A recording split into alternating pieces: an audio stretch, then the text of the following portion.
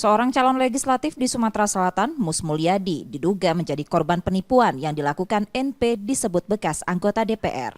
Ia melaporkan dugaan penipuan itu ke Polrestabes Palembang bersama kuasa hukumnya.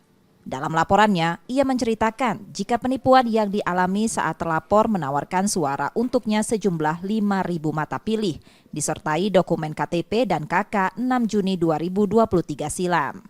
Tertarik dengan tawaran itu, kemudian ia menyetorkan uang sebesar 60,5 juta rupiah pada terlapor, termasuk satu mobil operasional untuk digunakan terlapor.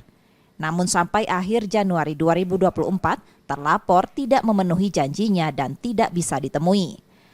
Oleh karena dia meyakinkan kami bahwa saya ini mantan anggota DPR, dan kalau saya meminta basic saya, mata pilih yang memilih dia kemarin untuk memilih klien kami, Pak Mus Mulyadi ini, dia meyakinkan kami pasti mendapatkan suara tersebut.